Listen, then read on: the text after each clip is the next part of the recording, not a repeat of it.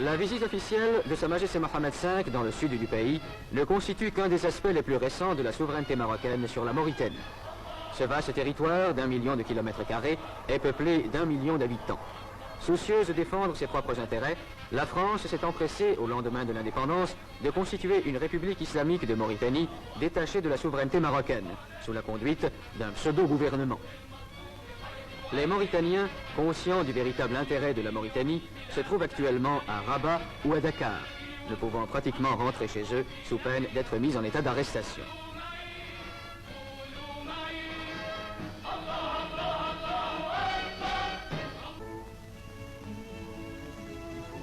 Le gouvernement leur a confié des postes importants.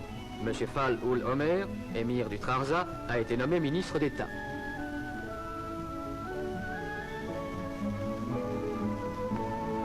Une importante délégation mauritanienne ira défendre devant l'ONU la thèse marocaine.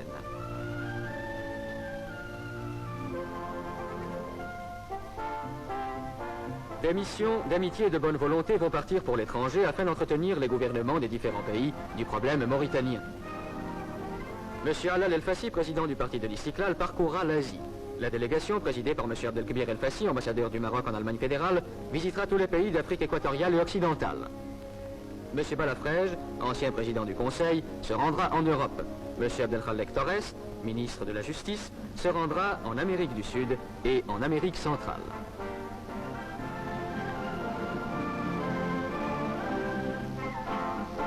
En 1905, M. Mohamed Hassan Ben Yaïch, actuellement chambellan de Sa Majesté le Roi, remettait au nom du souverain du Maroc leur daïr de nomination au gouverneur des provinces mauritaniennes, inquiétés par une agression armée des troupes françaises.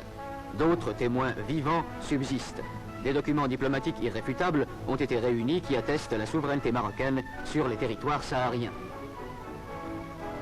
Le problème des frontières sur lequel le gouvernement de Sa Majesté n'a cessé de revenir depuis l'indépendance doit être réglé dans le sens de l'équité. La côte atlantique marocaine s'étend de Tanger à Saint-Louis du Sénégal. La Mauritanie tout entière fait partie intégrante du territoire marocain.